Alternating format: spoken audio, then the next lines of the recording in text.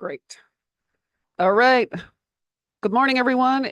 This is the House Democratic Caucus on Tuesday, January 30th, 2024.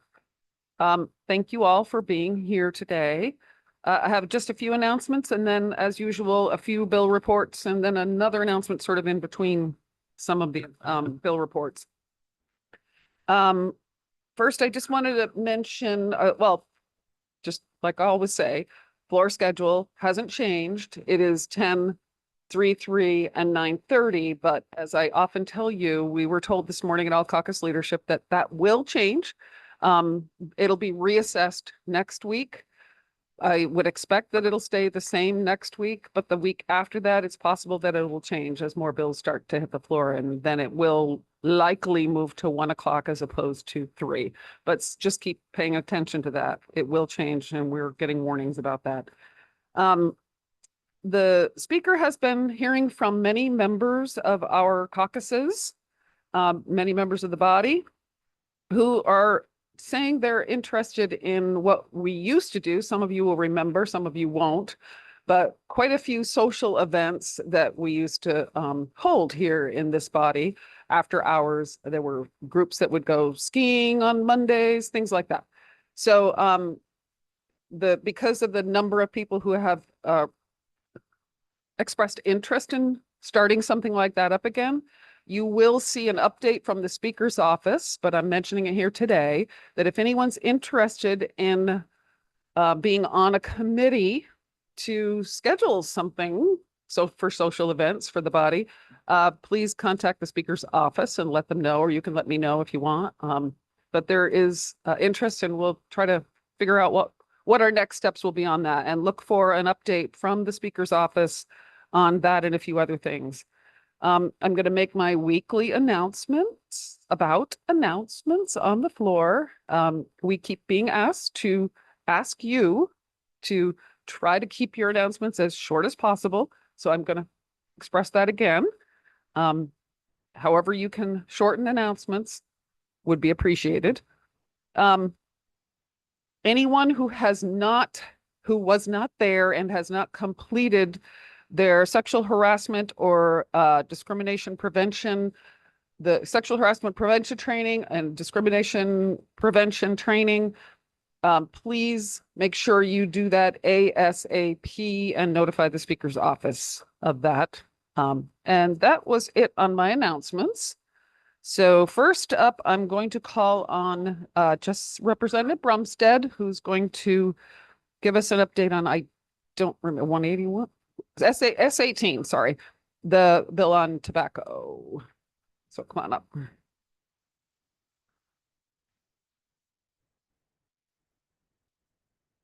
Okay, there we go. Okay, can everyone hear me okay? Yeah, okay. So this bill probably filled your emails this weekend, certainly filled mine. I think I counted 411 emails from all over the state. I will say none came from my district. However, maybe because I talk about it all the time. So S18, as many of you have heard, is an act related, this is really weird, an act related to banning the sale of all flavored tobacco products and e-liquids. Our committee voted this bill out 10-0-1, so 1 absent, and it is now headed to Ways and Means. That's the easy stuff. Some facts. Healthcare costs. We know using tobacco, nicotine causes lots of healthcare costs. 400 million in tobacco-caused illnesses in our healthcare system, 90 million alone in Medicaid, all annually. This translates to about $1,000 per Vermont household. Increases in we've all been hearing about the healthcare premiums for our teachers and our state employees and all of that. It translates across increases in premiums across all of our insurance. So a little history. Why is it that when you walk into a high school or a middle school, almost anyone will tell you that you'll either smell the sweet smell of someone vaping, And if you happen to stop a student and ask them, does anyone here vape, which is using e-cigarettes, they will immediately say, oh, are you crazy? Everyone uses, and we get in trouble when we're in the bathrooms, and I'm afraid to go to the bathroom because I might get in trouble. You know, the stories are incredible, but why? And so I wanted to just take you quickly down memory lane a little bit.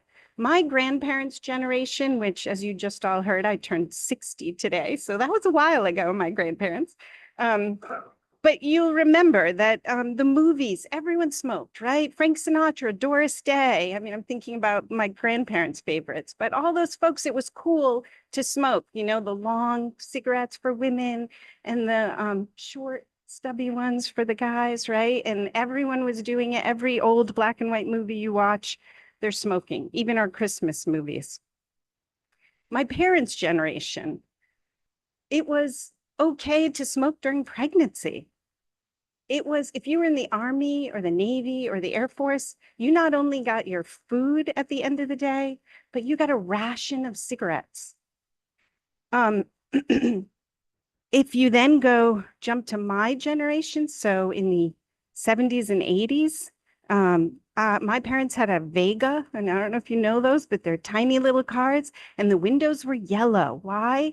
Because my dad smoked in his car, right? And how about smoking areas? In my generation, we started to get that it was bad. I remember the pregnancy piece. You shouldn't smoke when you're pregnant because there'll be lower birth weight.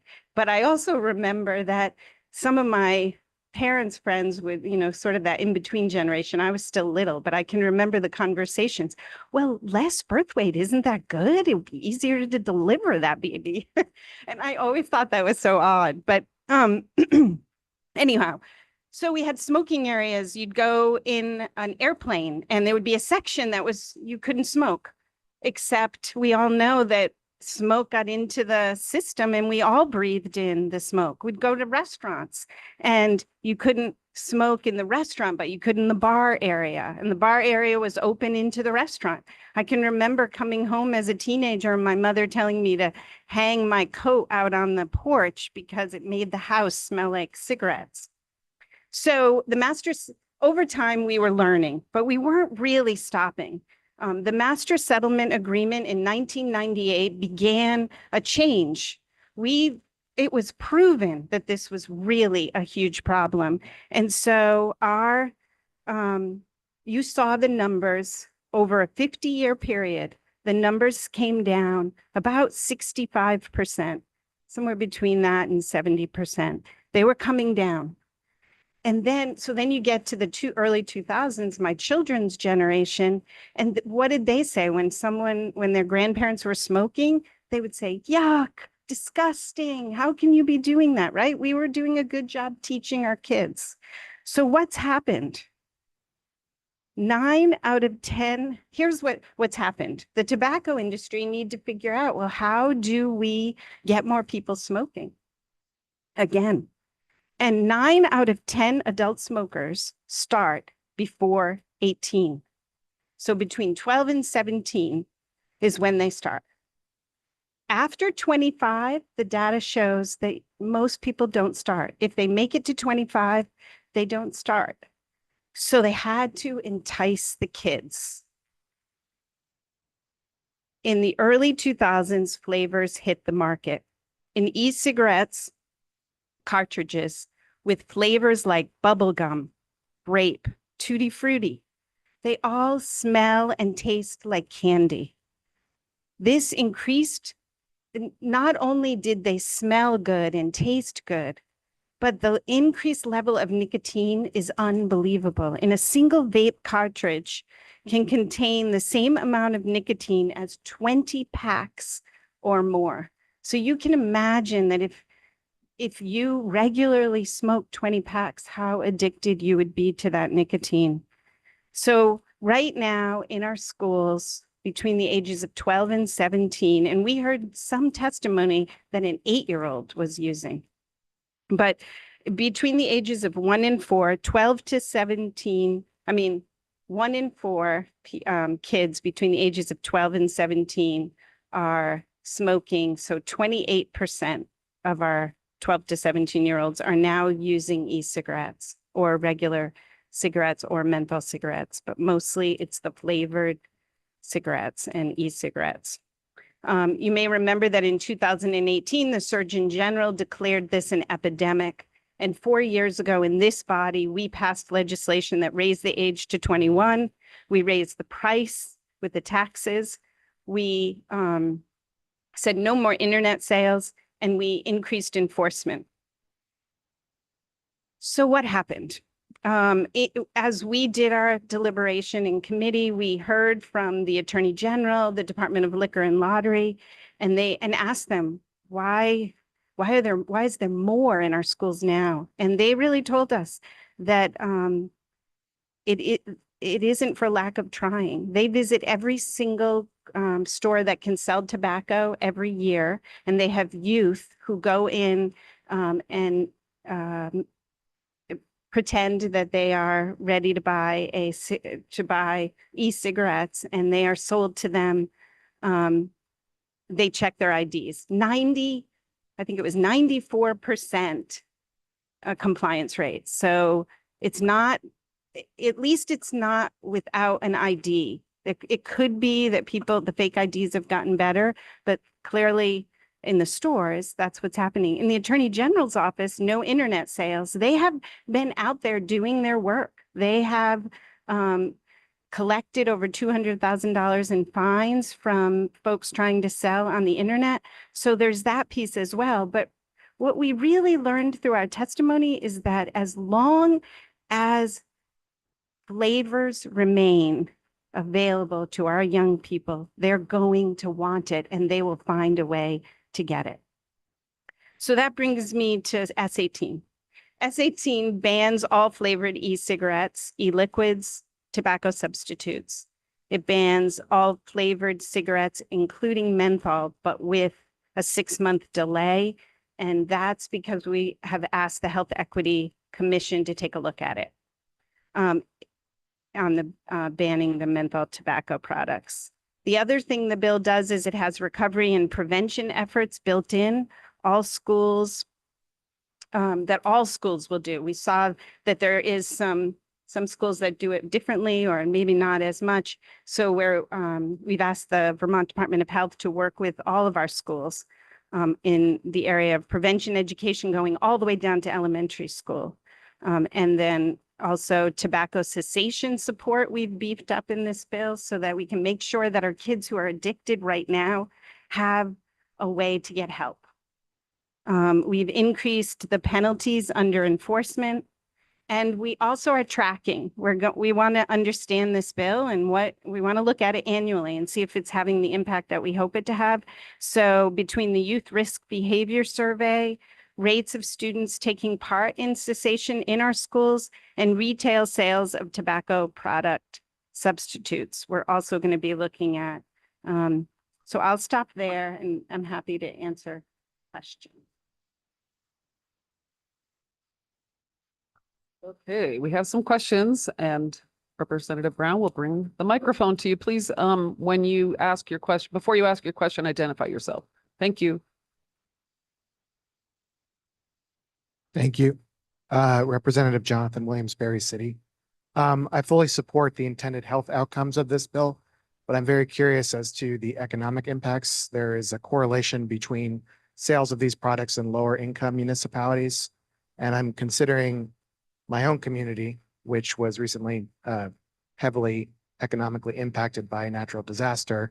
Has any consideration been given to the impacts on private business owners, especially in flood-prone regions? Thank you.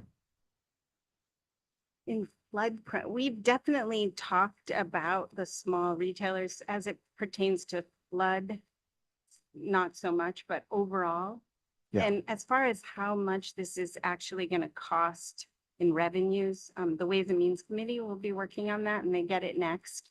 And we know we do have some data from Massachusetts that we can look at as far as how did stores weather this, because I'll just say Massachusetts, New York, Rhode Island, New Jersey, California, all have banned flavored e-cigarettes. and Massachusetts and California have included menthol. In Massachusetts, they heard similar things from retail stores, and what they found was that there was more new stores the year after the ban compared to the year before. In other words, more new stores opened the year after versus the number of stores that opened the year before the ban. They're not correlating that to have anything to do with the ban, but it's interesting data to think that it obviously didn't close very many stores. And people did go to the neighboring states in Massachusetts, to New Hampshire and places, and even Vermont, to buy their flavored e-cigarettes. But what their data shows is that that happened in the first 6 to 12 months, but by 18 months, it had sort of leveled off again. And people were either had quit or switched to regular cigarettes, or, there was, so we did look at that. Also, the Attorney General, there's a National Attorney General Conference, and this came up at that conference, and they talked about retailers and found that there wasn't much of an impact in any of the states. So it's, the jury's out, of course. Every state is different, and we'll be watching that. Thank you.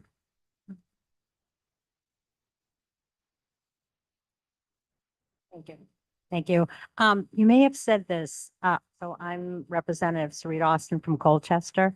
You may have said this, but I'm wondering, and I think I know the answer to this, but the American Medical Association and the Vermont Medical Association, have they come out with a statement about? Yes, they're very supportive. Yes, of this bill.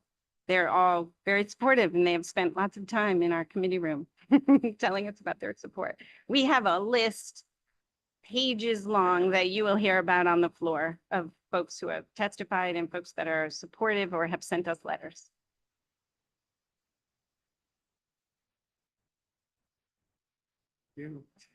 Scott Campbell, Rep from St. Johnsbury.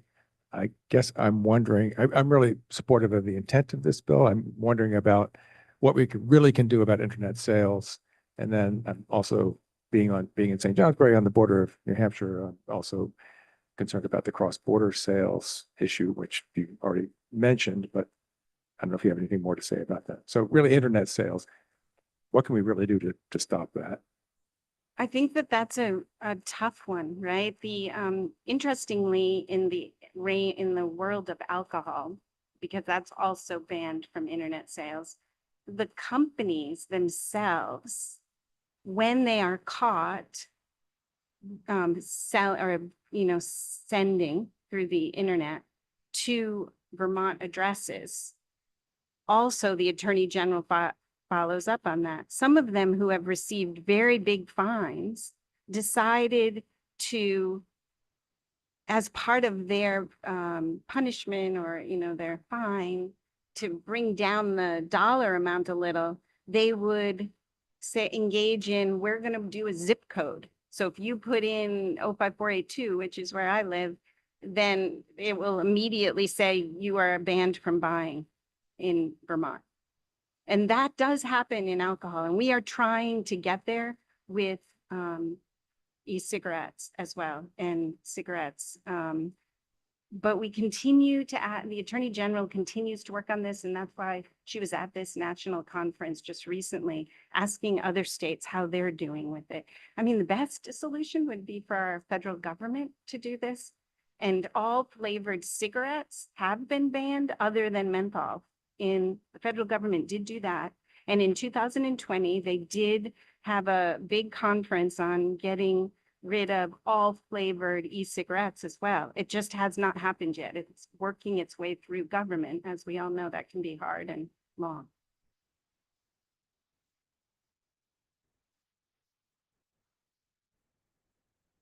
Hi there. Thank you. I am very excited about this bill and was actually speaking to some high school students last night.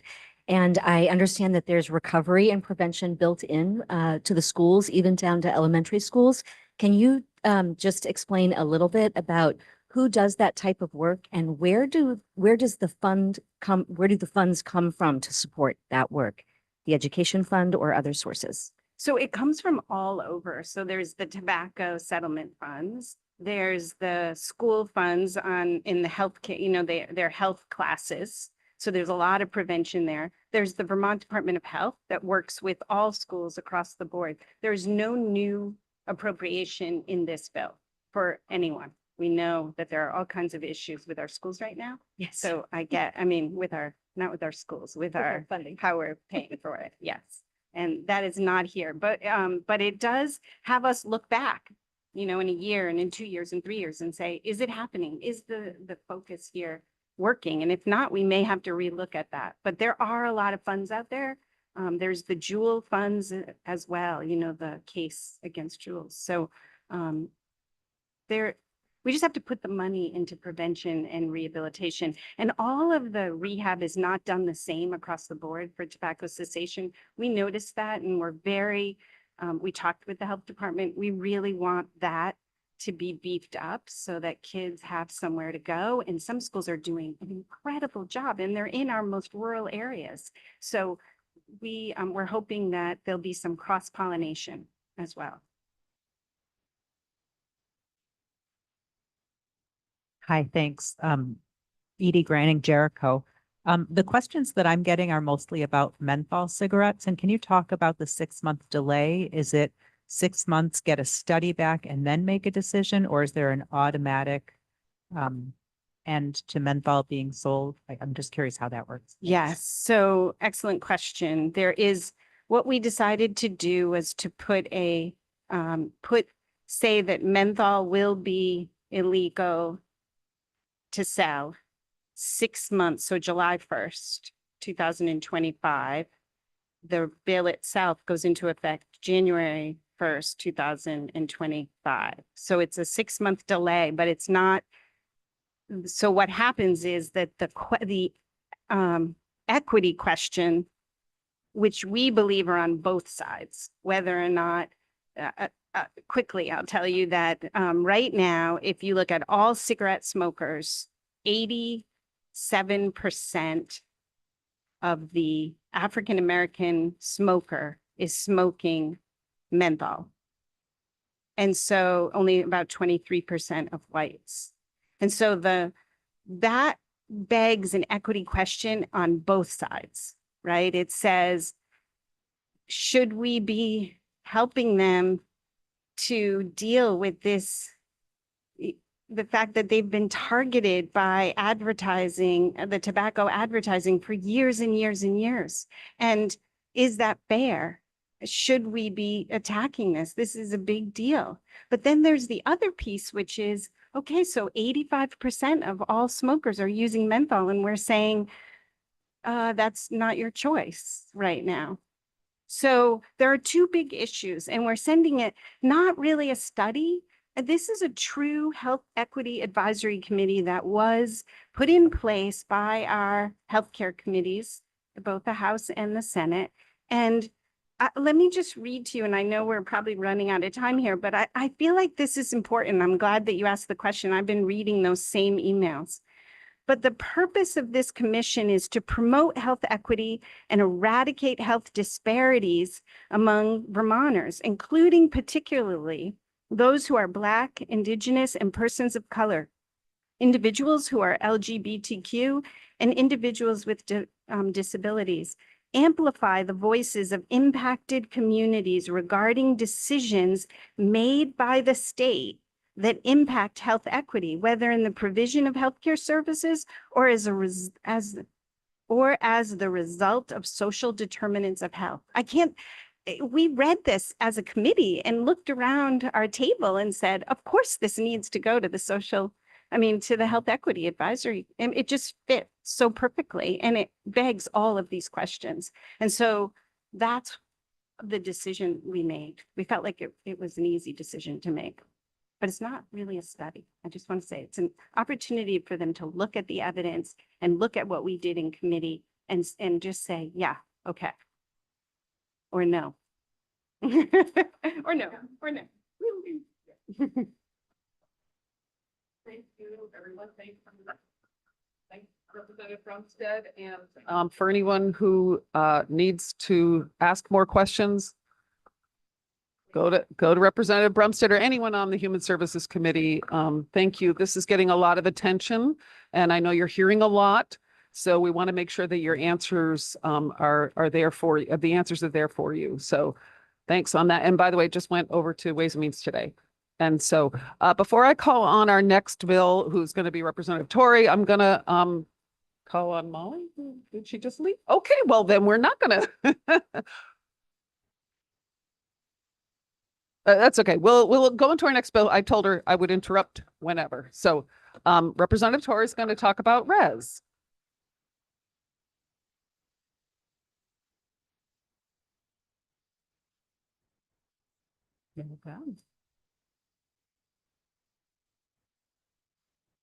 Okay, I'm Representative Dara Torrey from the Washington 2 District, and I'd like to share with you a different public health issue that my committee, Environment and Energy, has been working hard on.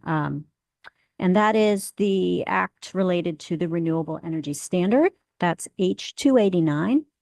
And it's really a pretty positive story. We've had wonderful adoption of renewables in our state as the prices have come down in response to the Renewable Energy Standard that went into effect in 2017. And so now it's time to build on that success and meet our targets in the Global Warming Solutions Act, be ready for all the electrification that we'll be doing in our state with our good work last year on the Affordable Heat Act. So we're up in the game on our goals and targets. And a lot of work was done after we passed the housekeeping bill for the Public Utilities Commission last session. It included a work group that Chair Sheldon talked to you all about a couple weeks ago. So 14-member working group, diverse group, all the utilities in the state, lots of environmental groups, industry groups, and housing agencies all putting their heads together on how to get more ambitious. So the Renewable Energy Standard bill that we've got is really a very collaborative consensus place to start. And that's a real gift to a committee. So we've been taking all that good work and listening to testimony from all sorts of folks, including the Department of Public Service, getting really educated about our energy sector, which we continue to do as a group. So some things that, some high level things are the different ways that we ask the utilities to plan for and procure energy. And so what the Renewable Energy Standard does is it says, it defines a percentage and it defines dates. So what this amended Renewable Energy Standard will look like is our utilities getting to 100%. And how they get there and when they get there, there's some flexibility built in. Because we have, just like we're a diverse state with rural, urban areas, we have a lot of diversity in our utilities as well. So we have the big GMP, 70% of the state gets their electricity from, and then we have very small, we have 2 co-ops and we have a lot of municipal utilities, and they have different mixes, different costs that they have to account for with the type of service territories they have. So that's a really nice piece of this bill, is that the utilities work together and they acknowledged what their needs were, keeping costs in mind. So we're managing ambition with affordability, which is our responsibility as policymakers. And it's our responsibility to have an equitable and affordable energy transition. So the targets are pretty straightforward. There's going to be a doubling of renewable energy produced right in the state. There's going to be a new regional category for renewables because we have our neighboring states bringing a lot online as they become more ambitious with their climate legislation as well. So in terms of the cost, there was some studies done to kind of look at what will the rate impacts be of these more ambitious targets. So we've heard some different scenarios. We've seen some different numbers. There are rate impacts of a few percentage points. And, you know, we also have a lot of accountability now with the current renewable energy standard. Every year, our Department of Public Service is looking at compliance. So they're looking at how well our utilities did in meeting their targets and how much did it cost? And they're looking at emissions. So all of that stuff is going to continue. And for us right now, we do have some cost information. We're hearing a couple different stories, there's a couple different studies. And then there's modeling that's been done, and that part's a little complicated because the types of parameters that you put into the model affect what comes out the other end. And so I think a big takeaway for the committee right now is that we can have these ambitious targets. It's so important.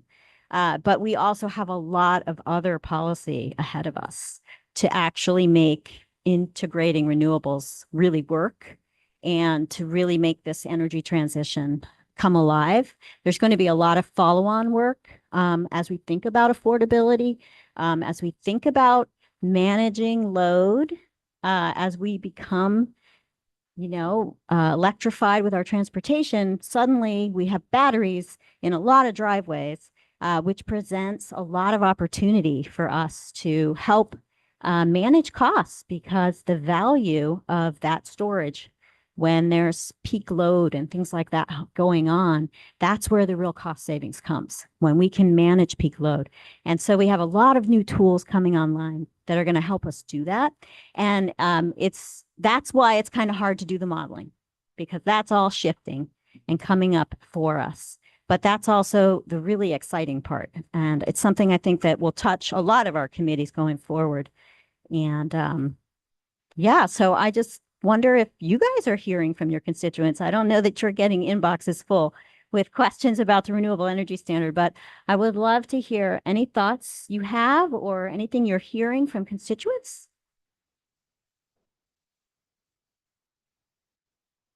I see Rep. Cole from Hartford has her hand up. Hello, thank you, Dara, and thank you to the committee for all your work on this bill. I know it's been a roller coaster. Yes, as Nicole of Hartford, I know one of our priorities this session as a body and as a caucus is affordable housing, of course. And I'm curious about, you know, I know some of our affordable developers right now are using offsite net metering in order to make their projects affordable and to make sure they're incorporating, you know, sustainable energy sources in that project. And so I'm curious what, you know, if that offsite net group metering is eliminated, which I think it, as of now, it will be, you know, what supports are there alternatives for these affordable housing agencies, which I'm concerned that maybe not enough are informed about what is going to happen to them. That's an excellent question. Because besides targets, that is one of the significant changes that this bill has, and that is to no longer include group net metering as an option. So just for people who don't know what that is, that's, you know, basically it's been a way for people to do some community solar where you can have, you know, an array of panels, and then that clean energy does go to the grid, but it doesn't necessarily get used where it's produced. And so back to the cost-effective piece, it's not the most cost-effective way to expand solar. There are really wonderful projects in the pipeline right now that are affordable housing developments. And when they did their numbers to make them truly affordable and lower operational costs for the tenants, they were looking at solar and counting on it. Group net metered rates are pretty good. So what we did is discuss that as a committee. We took testimony from the housing groups, and that continues. But it looks like we have basically a carve out for them so that they can have longer, get the projects that are in the pipeline through. And also we have added a study so that we can look at alternatives to group net metering and how to compensate for that. So that's going to come in 2025.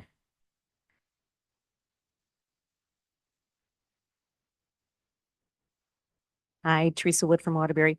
So I'm curious about what, this is sort of totally out of my bailiwick. So Mhm. are utilities meeting the current goals? And if they are, then I can see like sort of, raising the bar. But if they're not, I'm curious as to why the committee thinks we should be raising the bar if they're not meeting the current goals.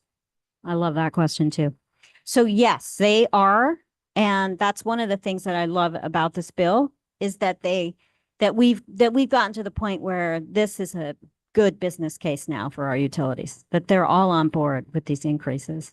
But you bring up a good point because there are in the bill alternatives if they have trouble for some reason meeting their targets. And that includes that they would have the ability to rely on some older renewables in their portfolio. There's also something called an alternative compliance payment, which has not been used much. So that's a good indicator that our utilities have been doing well. But that's retained and it offers them the chance to basically pay if they're unable. And then that money would go towards our what's it called? The Community Energy Development Fund, which would go towards low income in particular to projects. So hopefully that's not going to happen. There is going to be the annual study that I mentioned that happens every year.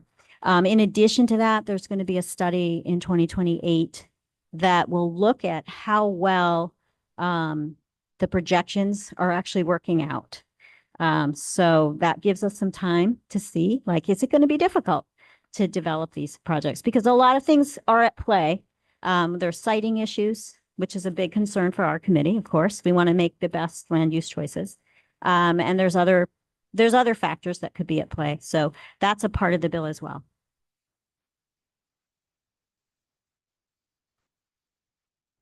Representative Robin Chestnut Tangerman, Middletown Springs. And I'm wondering if this changes how we categorize existing hydro, like Hydro-Quebec and the RECs associated with that energy. Great question. So yes, that's another important piece of this bill. There was a lot of a consensus around that. So new renewables are defined as smaller hydro, solar, wind. There's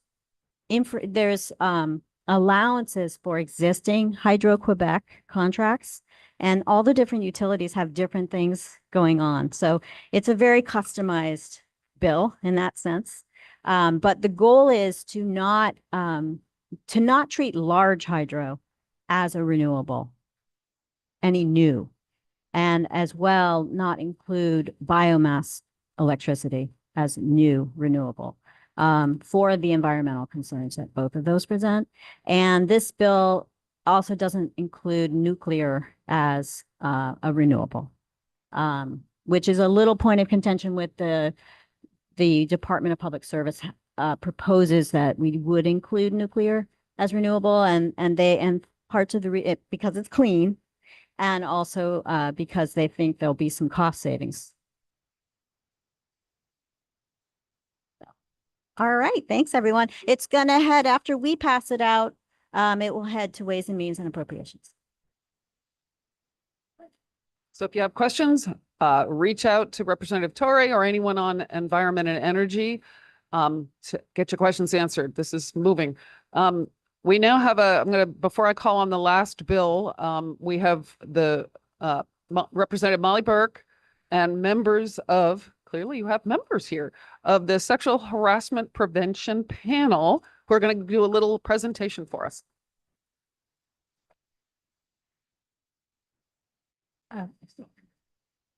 Thank you for having us. We felt as members of the panel in the aftermath of the presentation that it would be good to just present ourselves because I don't think that was actually done, just to let people know that we are a resource. And I want to Representative Molly Burke, Chair of the committee, Representative Patty McCoy, and Representative Troy Hedrick, also Representative Mike Marwicki and Representative Carolyn Brannigan, who could not be here. So I just want people to know that on the website, there is the policy, which we had worked on quite a bit over the past few years, to revise the policy and the rules of procedure. So there are two documents on the website. If you go to the committee page on the website, and the Sexual Harassment Prevention Panel is one of the committees. If you click on that, you can see the members and you can see the policy. So if you have any questions about that, I just want to stress that we are a resource. If you have a question about anything, I think sometimes people are afraid to, oh, I don't want to stir anything up, or I don't want to all of a sudden, have this go into some big, situation. So you can just come to any member of the panel and just say, hey, I just have a question about this. What do you think about this? Or do you think that this is harassment? Or what do you think about this? Or et cetera. So that is totally confidential, except that we let the members of the panel know, just in case we find that there are sort of patterns of behavior that other people are noticing. So that's one thing. And then there are other ways. If somebody decides that they want to make a complaint, then there are ways to resolve it informally. There's that option, and formally. And now I'm going to have Representative Pedro talk, because he's actually a professional in this field. Yeah. I don't know about a professional, but I've had some experience.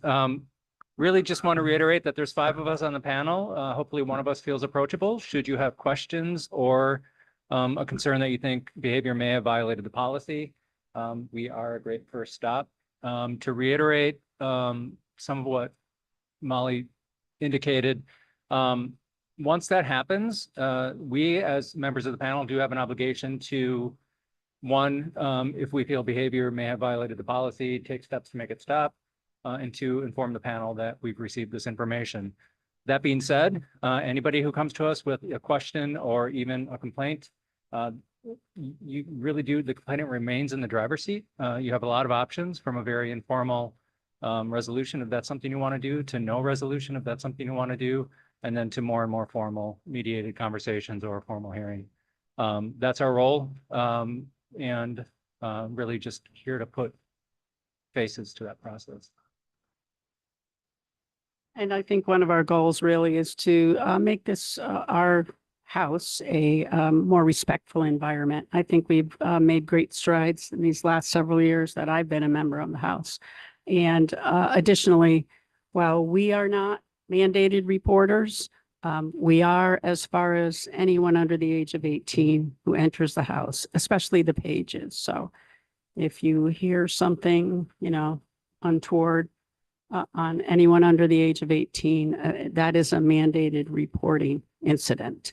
But other than that, I think what Troy and Molly have pretty much summed up what we do as a panel. So thank you very much.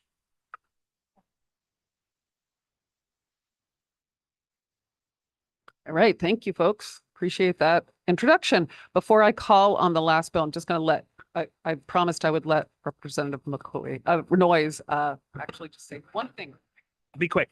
Representative Dan Noyes from Wolcott. And back in 2020, we passed the Older Vermonters Act, and we just released the Age Strong Vermont Plan yesterday. So I have a resolution recognizing February 22nd. If you would like to be a co-sponsor on that, come see me. Stand by the door. You can grab them on the way by. All right. Flood abatement bill in the Ways and Means Committee. We have Representative Anthony and Representative Kornheiser here. So as you all know, we are doing a lot of work as a caucus and as a body this year to address the impacts of the flood and minimize future impacts from flooding and climate change. We did significant work in budget adjustment. This is sort of our second fast-moving approach to meeting the needs of our communities who were impacted by the flood. And Representative Anthony, whose community was very impacted the flood, is going to tell you about the bill. Thank you very much, Madam Chair. Yes, we were very impacted both in Barre and Montpelier, but not only us, Cabot, Hardwick, all around the state, Ludlow. This bill essentially short circuits what normally is an obligatory payment by towns, cities, villages for collections to the Ed Fund. As you probably know, towns have to submit that regardless of what they collected. That's the general law. In our circumstance these days, towns are facing a myriad number of requests for abatement. Abatement means essentially you don't owe it because the property's lost or devalued or. The Commissioner of Taxes is on board with this. I believe he's speaking for the administration. We have articulated some criteria in order for particular properties to be eligible for the state essentially to hold harmless the town, city, or village for what otherwise would be an obligatory tax payment. The harm and the damage has to have arisen during the summer floods. There are 3 other criteria involving uninhabitable domicile. If it were condemned, if there was no utility service for over 60 days, and that allows essentially the tax commissioner to say, okay, you community are off the hook for that, what otherwise you would have to submit. This is on a fast track. As Chair Kornheiser intimated, the tax season goes live on February 1st. So we are trying to get this done literally tomorrow. So with that, let me take questions. I'm sorry, it's S-160. Yeah, there's a parallel House bill, but they got it over here first. And just following up while we're asking questions, this is going to be asked to do all stages tomorrow. So this is all stages of passage tomorrow.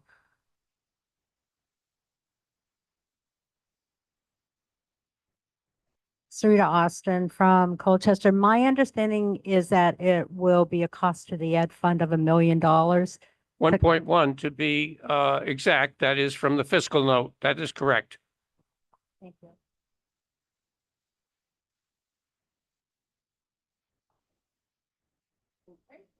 Thank you. If you do have any questions, go to the Ways and Means Committee, see Representative Anthony or any member. That's it for today.